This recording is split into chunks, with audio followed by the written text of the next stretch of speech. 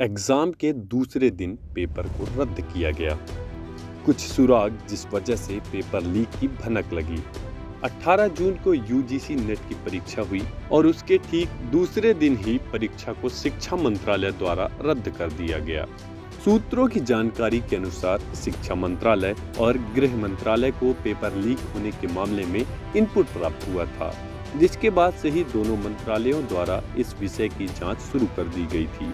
मंत्रालयों द्वारा जांच में सामने आया कि शिक्षण संस्थान द्वारा यूजीसी नेट के क्वेश्चन पेपर और पेपर के उत्तर के बारे में बातचीत चल रही थी।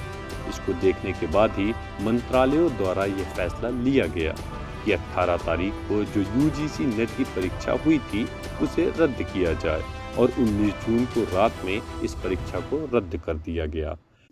यूनिवर्सिटी ग्रांट्स कमीशन को परीक्षा के संबंध में गृह मंत्रालय के साइबर क्राइम कोऑर्डिनेशन सेंटर की national cyber crime threat analytics unit के द्वारा इस परीक्षा के सिलसिले में इनपुट प्राप्त हुआ था। इस इनपुट में संकेत था कि मंगलवार को आयोजित हुई नेट की परीक्षा में गड़बड़ी हुई है।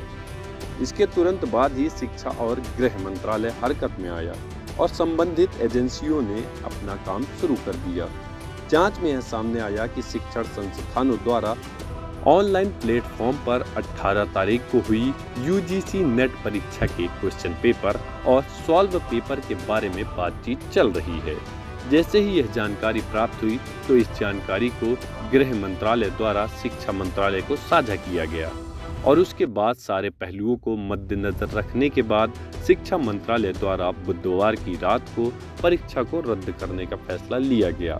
पूरे प्रकरण में शिक्षण संस्थान, सोशल मीडिया प्लेटफॉर्म और इनक्रिप्टेड सोशल नेटवर्किंग ग्रुप प्राथमिक तौर पर इस पूरे मामले में संदेह के घेरे में है।